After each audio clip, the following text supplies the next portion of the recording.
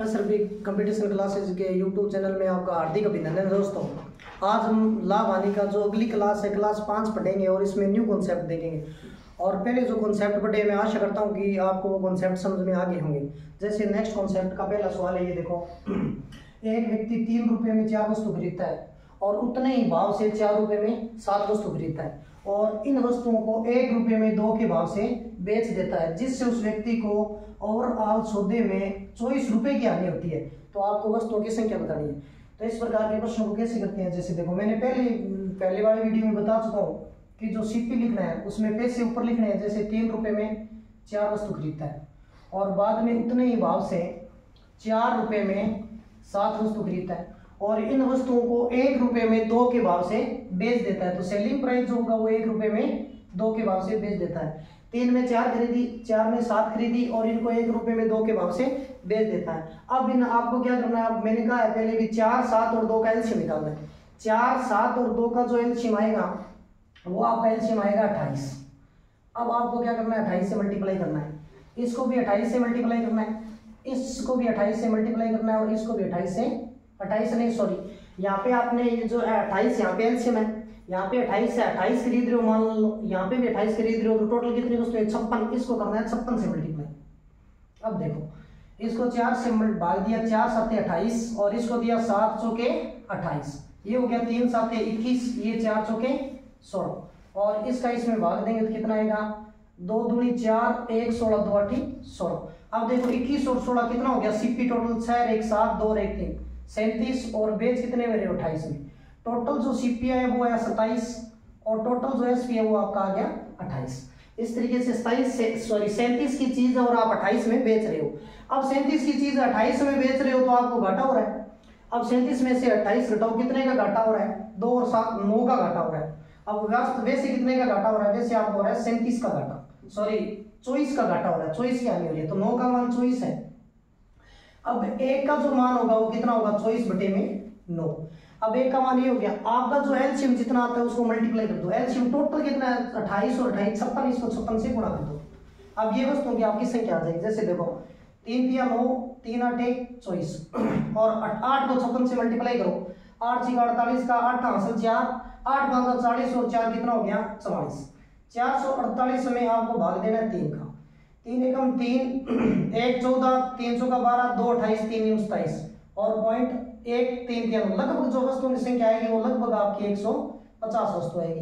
तो इस तरीके से आप इस सवाल को कर सकते हो। तो लगभग जो वस्तुएं आ रही है वो आ रही है आपकी 150।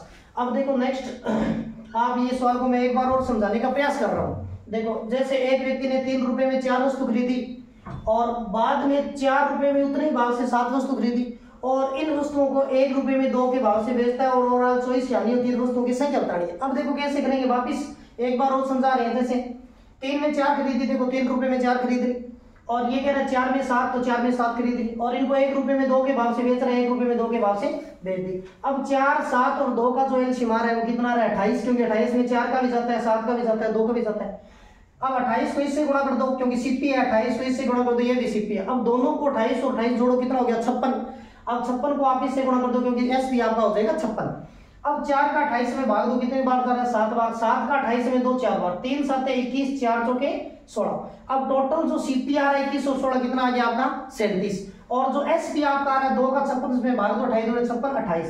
अब 37 की चीज है 28 में बेच रहे हो तो आपको घाटा कितने का लगेगा 9 का। अब 9 का घाटा लगेगा और वैसे सवाल में दिया हुआ है 24 की हानि हो रही है, तो 9 का जो वैल्यू वो आपका 24 है।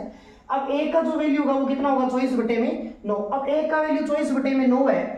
अब 1 का वैल्यू आपको टोटल वस्तुओं की संख्या निकालनी है। तो वस्तुओं की संख्या जो टोटल एलसीएम बन के आता है जैसे 28 और 28 56, ये 56 को इससे गुणा कर देंगे। अब देखो क्या करना है, अब ये 9 3 के पार्टी से कट रहा है, 3 3 9 और 3 8 24, 8 और 56 को मल्टीप्लाई किया कितना आ गया 444 और 444 में जब हम 3 का भाग देते हैं तो 3 एकम 3 1 14 3 चौका 12 2 28 3 27, फिर 1 बच गया 10 और 3 3 लगभग 149.3 आ रहा है। मतलब जो वस्तुओं की संख्या आ रही है वो कितनी आ रही है 150। तो इस तरीके से इस प्रकार के टाइप को हम कर सकते हैं। अब हम पढ़ेंगे नया टाइप। मैं आशा करता हूँ कि ये टाइप आपके समझ में आ गया है। तो इसको मैं मिटो रहा हूँ, अब नया टाइप पढ़ रहा हूँ। तो नीचे लिखा हुआ है सवाल, उसको सोल्व करने का प्रयास करेंगे।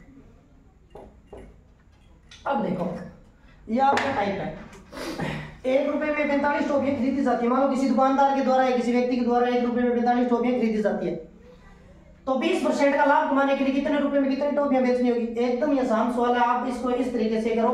मैंने पहले बताया भी रुपए हमेशा ऊपर लिखेंगे और वस्तुओं की संख्या हमेशा नीचे लिखेंगे।